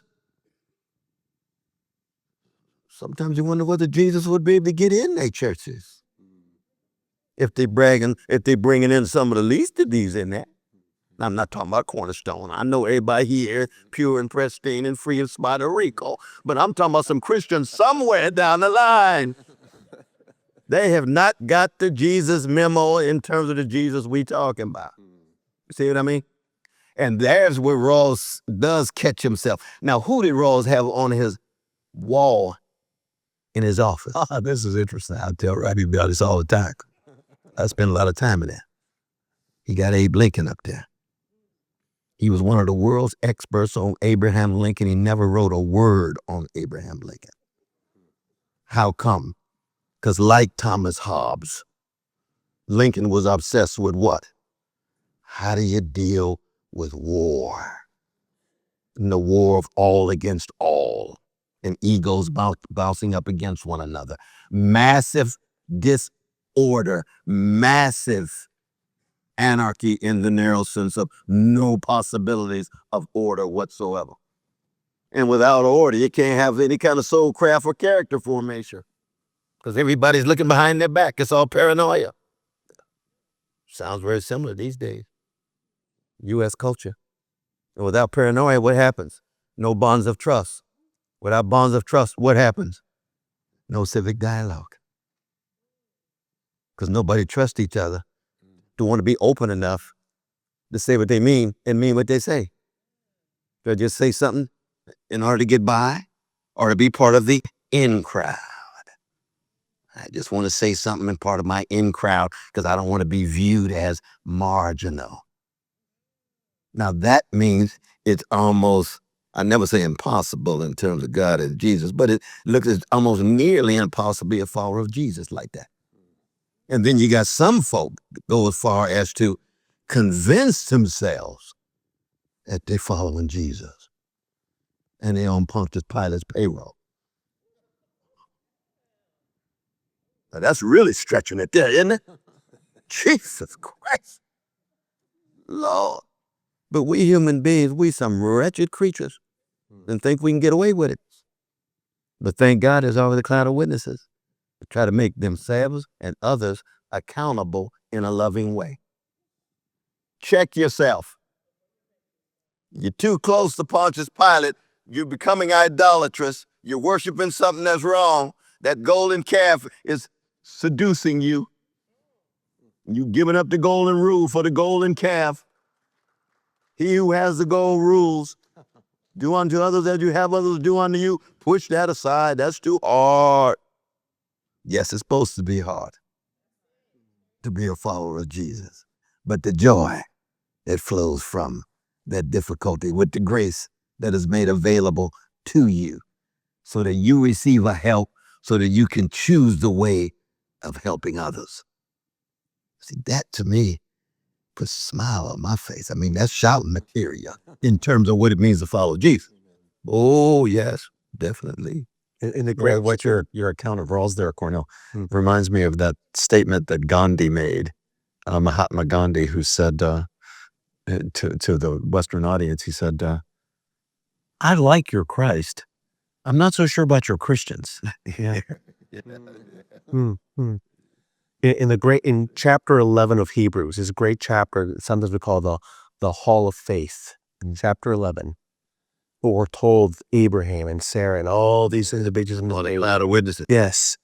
There's a very important in scripture in the middle of that verses where we're told that God was preparing for Abraham a city and a nation that was not here. That Abram had left because he wanted that polis and that patria in the Greek that was not here. It was heavenly. And so I want to ask you to both to comment on the importance of realizing that as Christians, we're really pilgrims. Oh, We're pilgrims. absolutely. Yeah. And how do we journey as pilgrims with the things that God does give to us here? Country, civic silence. John Bunyan's Pilgrim That's right. Progress on the airplane. Yeah, this world is not our home. I think it's is it Howard was? Is it Stanley who says that we're resident aliens? Resident alien. Christians are resident aliens. On the other hand, I mean, this is a complex thing because yes, this world is not our home. Yes, we're resident aliens. But on the other hand, we are called, there's no question about this, to be the very best of good citizens. Right? Especially in a country whose principles are good and sound. We hold these truths to be self-evident, that all men are created equal, that they're endowed by their Creator with certain unalienable rights, and among these the life, liberty, and pursuit of happiness. What are our founders saying there? Basically, they're saying the human being is made in the image and likeness of God. It's a bearer of profound, inherent, and equal dignity. In a country whose principles are sound, as poor as we are at living up to our principle, but in a country whose principles are sound, it seems to me that we Christians are called to be loyal, good citizens who constantly work for the country to honor its principles. Now, of course, the trouble is when you get very far from the most obvious applications of the principles, then you fall into reasonable disputes. There's that Rawlsian fact of reasonable pluralism, that fact of reasonable disagreement.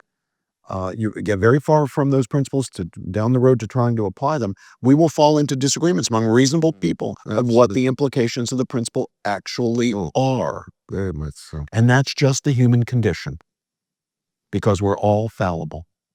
We're all frail. We are all fallen. We're going to get some things wrong. Every single one of us, right? Every single one of us, every single one of us out there. And if there's an exception, you can stand up, raise your hand. All of us know that even right now, we have some beliefs in our head that aren't true, right? We have some false beliefs in our head. Is there anybody out there who only has true beliefs in your head? No. We all know we have some false beliefs. What's the problem? The problem is we don't know which ones they are, right? If we knew which ones they were, we'd swap them out for true beliefs. Who wants to run around with false beliefs in your head? So now what do? Well, there I think the answer is we've got to remain open to challenge from our fellow citizens. We need a regime of civil discourse, debate, disagreement. We need to engage each other when we disagree, not as enemies, but in a truth-seeking spirit, as friends cooperating in the pursuit of truth, both knowing or all knowing that we could be the ones who are wrong. And again, not just about the minor, trivial, superficial things, but even about the big questions. So yes, this world is not our home, but we're called on to be the very best of good citizens. In doing that, we have to call the country constantly to its very good, solid founding principles rooted in that great biblical insight from Genesis 1, man made in the image of God, inherent dignity. But we know we're going to fall into debate with our fellow citizens. And then the question is, how do we conduct the debate? Treating each other as enemies to be destroyed?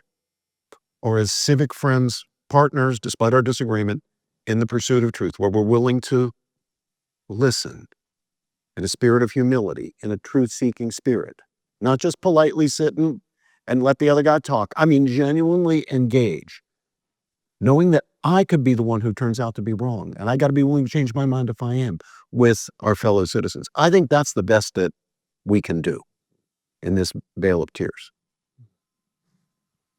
No, I think he's right. I think, for example, of the role of the arts of music and literature and poetry, which has some overlap. I mean, Job is one of the great works of world poetry of the history of the species in Hebrew scripture.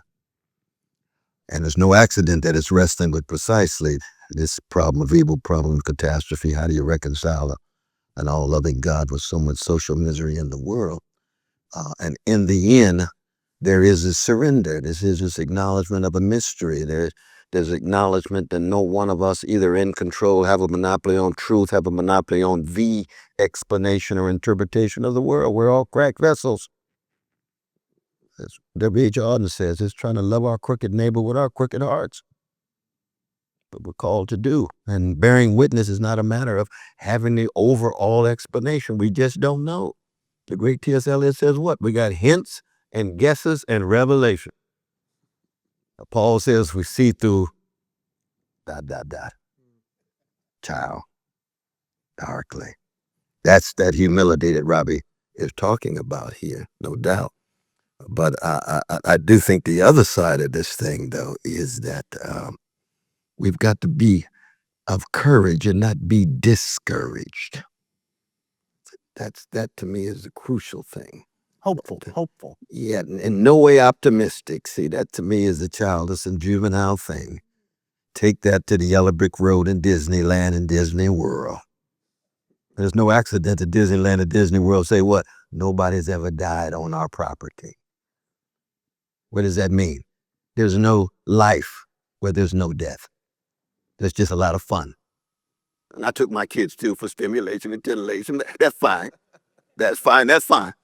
But in the end, we Christians, we human beings who are wrestling with what it means to be human must learn how to die in order to learn how to live. And there's no rebirth without death. That's what baptism is all about. And the reason why we're pilgrims is precisely because we're waiting for a return in which an abundant life will be more manifest and enacted in the death-like world in which we live. That's not just a highfalutin formulation. These are lives to be lived in this way. And therefore there's a tragic dimension, there's a comic dimension, and that's why literature and poetry and music is very important. The blues is what? It's tragic comic. Nobody loves me but my mama, and she might be jiving too. That's B.B. King. He's the king of the blues. And that's the B-side of The Thrill Is Gone, but we won't get into that right now. Shakespeare, Hamlet, the greatest literary character in the history of the modern world emerging out of Europe. What is it about Hamlet? He's the most intellectually sophisticated character that's ever been put pen to paper. But he suffers from what? The genius of Shakespeare. In some ways, like the genius of Christianity. Hamlet suffers from the underdeveloped capacity to love. And when you dry up the sources of people who muster the courage to have the capacity to love, you're going to end up with Dante's Inferno. You're going to have hell on earth. And that's in part what we've always had. That was what Bunyan understood was Christian and the Vanity Fair, writing it into prison, 12 years, released and taken back to jail for what? All you have to do, Mr. Bunyan, is say, you will not preach Jesus Christ. Take me back to the prison. But I got something to say. Grace abounding. I got something to say. Pilgrim's Progress.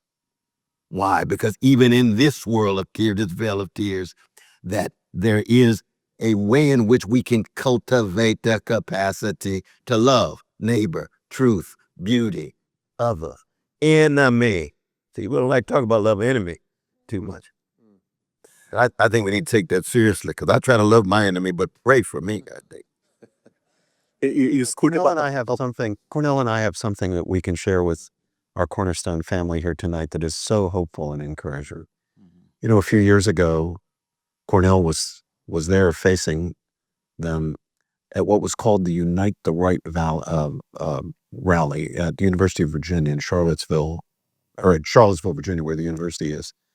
And of course, what Cornel was facing there were these Klansmen and neo-Nazis who were, there to rally what they regarded as the right. It was a very ugly scene, one that we thought we'd been done with years ago in America and never expected to see again. Cornel can tell you wonderful story there of his confrontation with one of those neo-Nazis guys right in Cornell's base. And the guy says to Cornell, "I recognize you. You're the guy who calls everybody brother. I hate that. You calling everybody brother. Why do you call everybody brother?" And Cornell says, "Well, brother, it's because I have the right to love everybody. I have the right to love even a gangster like you. I'm a gangster myself who's been redeemed by Jesus. That's right. I'm gonna love you gangsters whether you love it like me or not." But the really hopeful, encouraging news is that we both read today a beautiful piece by one of those Nazis at the Charlottesville rally, who, as a result of his reading, Jeff will appreciate this, the writings of the great Christian, early 20th century Christian thinker G.K. Chesterton, That's the great Chesterton. It was good. converted to Christianity, abandoned his hatred, came to understand the dignity of people irrespective of race, ethnicity, and was basically transformed. And he tells his own personal story. And it was just such an encouragement. So I showed it to The brother Lorenzo, that's his name, Brother Lorenzo. And I remember his face when they were making that charge against us. It was just 18 of us singing "This Little Light of Mine, we gonna let it shine. We about to get crushed. What's this little light of mine, we gonna make it." And they had their guns and ammunition and had their mask on and so forth. That was there in Charlottesville. But again, it was just of saying that Jesus frees us up, which means we don't have to ask for anybody's permission as to who we love.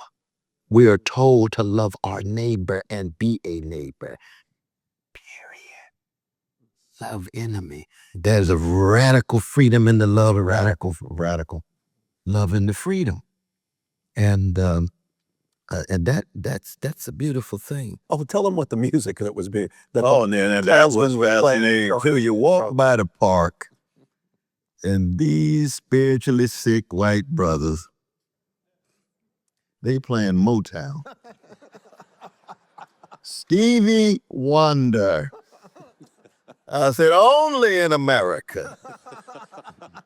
But there's something about that too, because, and this is not true just for black folk, it's true for any human being who digs deep in the dark corners of their own soul and transmutes their suffering into a sound that touches the souls of others. And that's what Stevie Wonder does. He's one of the greatest love warriors of his generation. And so even when you hate the people who are producing it, the product itself is so human, so deep, so spiritual that it still affects you. Because nobody has full control over their own lives or products. It could be the impact you having on somebody on the job. They cussing you out at lunchtime and going home and thinking, "Oh, but that's such a Christian sister. Oh my God. That Christian brother, I can't stand it. Always trying to act like he's obsessed with Jesus. But they wrestling and wrestling and wrestling and wrestling." You don't know what kind of impact you're having on their lives. It's not in your control. That's what Eliot means when he said, "Ours is in the trying, the rest is not our business." You all remember that line in Four Quartets. It's part of his Christian genius, even though it's politics. Of course, I'm going to have to pray and struggle with that, brother. But he's got the insights that are deep. And it has so much to do with this capacity to love. There's no doubt about it. As when you spoke of blues, art, music, a story, I just remember this, and it's a funny anecdote, but I'll never forget it. I will confess this openly. I was years ago playing the Rolling Stones in my living room. Little Mick Jagger. And the song came on, "You Can't Always Get What You Want." Yeah. I remember, and my 6-year-old son walked in and he heard that. And he said, "Papa, that is true." Remember that, honey? I'll never feel so Ellen remembers it. And I looked at him and said, "Son, go back to do your homework." Oh, no. Something to say. Something to say. So to bring up the music, and now you outed me as a bluegrass banjo player. I just want to assure Robbie plays a serious banjo. That's serious banjo. You know, I came by my bluegrass banjo picking honestly. I was born and brought up in the hills of West Virginia. That's where banjos are issued to little boys at birth. So that's how I came by then. Banjo playing. As we close the evening, Brother George and Brother Wes, my brothers, I would like to ask you to share your heart with this audience and the students here about the future of this country, and just share your heart with them as we think about where we are, where we could be, where we need to be. Closing words. I'm no Cassandra here and tell you, I don't know exactly what the future looks like. That for me is always the question that comes after the first issue, which is, I know what I'm going to be doing in the face of the future. I know what I plan to try to bear witness to with a humility and a tenacity. I know that I'm never going to be pessimistic by trumping or truncating any hope, because I'm a prisoner of hope as part of the Christian promise. But Christian hope is not reducible to secular optimism. They're not the same thing. But in terms of the future, it's in the Lord's hands. I don't know. But the memory of the spiritual and moral great ones and the efforts, the blood, sweat, and tears of sustaining the families and institutions and all the various products that have been passed on to us, and we're trying to pass it on to the younger generation, to pour all the love and integrity and honesty that's been poured into me by Irene and Clifton as mom and dad, and for me to pour it into others. I know I'm going to do that. But that's really all I can say. The future's always incomplete. It's always open-ended. It's always unfinished, but you just don't know. You don't know. Will the grimness and dimness and outright fascism take over this country and other countries around the world? It depends on how much love and courage we have. That's a factor. If we give in, we cave in, we sell out, become resigned, then there's a good chance that the worst could come forward. But it's always an open door. And as I said before, I do believe that the language of possibility and impossibility is always a language that has no definiteness to it. Let me put it that way. We just don't know. We bear witness to the best of our abilities at the moment. You know, contemporary secularism has embraced an idea, and it bleeds into the Christian mentality today as well. It's embraced an idea that Karl Marx picked up from his principal influence, which was Hegel, G.W.F. Hegel.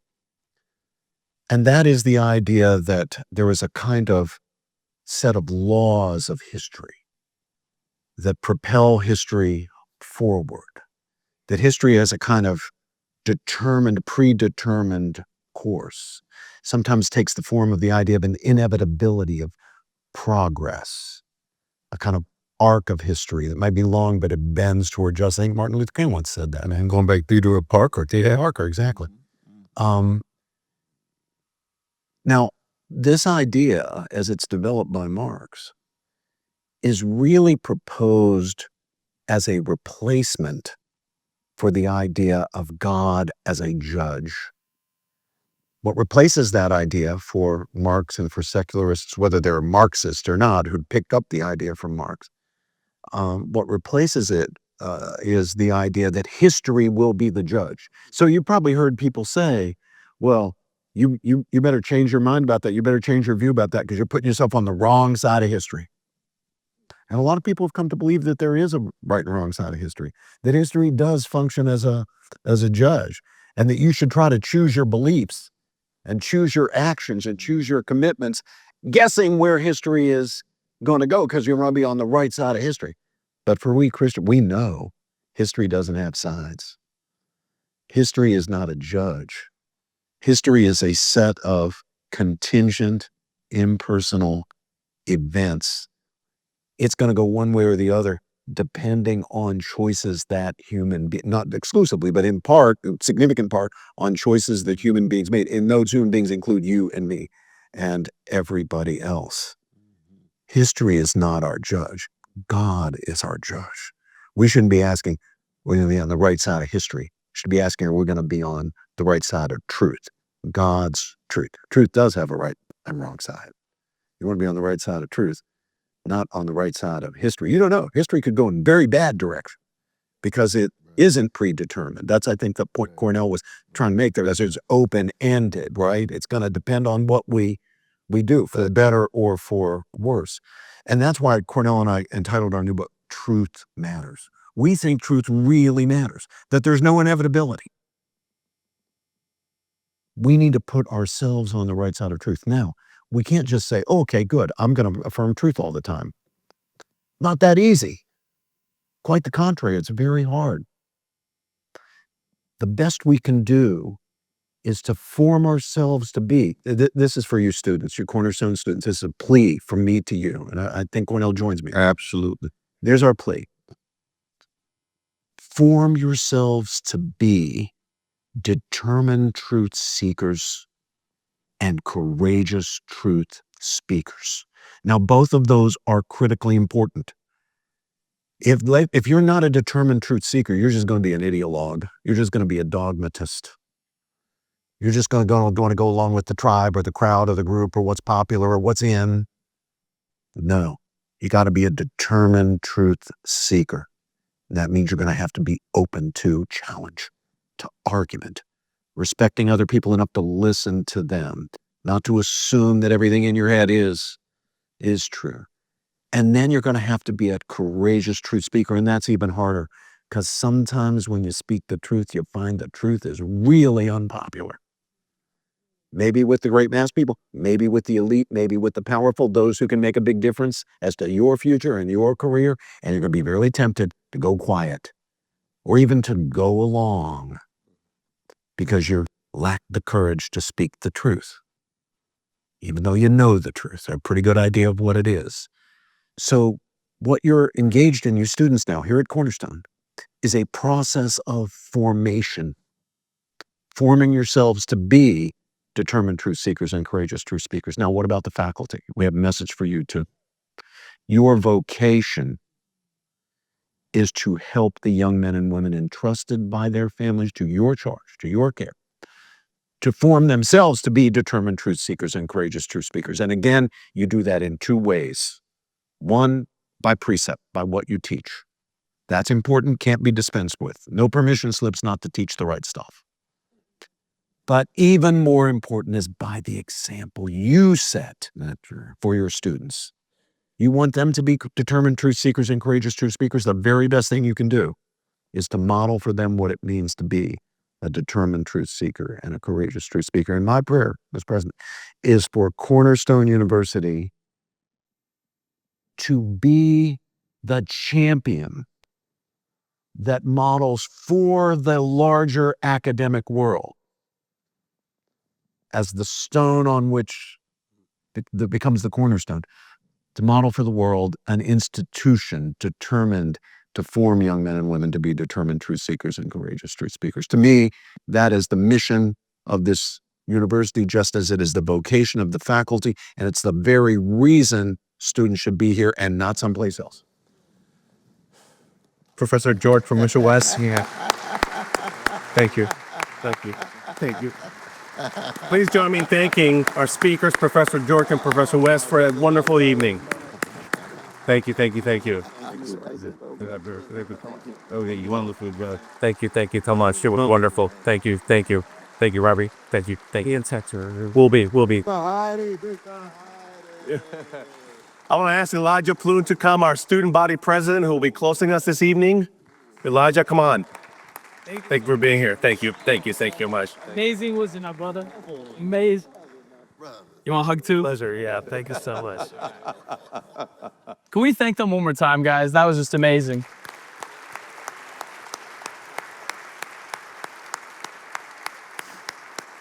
I hope you all enjoyed tonight's Wisdom Conversations. My name is Elijah Plune. I serve as a student here, but I serve as the student body president. It's just a great opportunity. Wisdom Conversations is just a wonderful opportunity at Cornerstone. It's an opportunity to hear great thinkers in different perspectives that we've never heard before. But what a blessing it is to have this opportunity, yeah? As a college student, one of the best lessons I ever learned was to never let an opportunity go by. This opportunity, known as Wisdom Conversations, serves as a pillar of truth in this world of lies that we can live in, yes? A great reminder for you all that the greatest opportunity that we were ever given was to serve Jesus Christ. These people you see here standing before you are people that want to live like that and have lived like that, so take after them. But during last fall's Wisdom Conversations, I left you with one piece of advice. It was, do not let tomorrow's busyness let you forget yesterday's wisdom. But I'll leave you with something new. Use yesterday's wisdom for today's opportunity, because tomorrow is not promised. Write that down. I'd like to thank you guys all for coming here today. I would like to encourage you all to continue to come to Cornerstone events such as the CU Leadership Forum and the Wisdom Conversations coming this fall. And I would like to give a special thanks to our evening sponsors whose names are on the back of your guys' programs. Will you guys all please pray with me? Dear Lord, just thank you for this day. Thank you for all these speakers, and thank you that we all got here safely. Please just continue to be with us and bless this time that we have for you, Lord. Help us serve you in every way, shape, and form, Lord. Thank you for your love, and thank you for your forgiveness, Lord. Amen. Amen.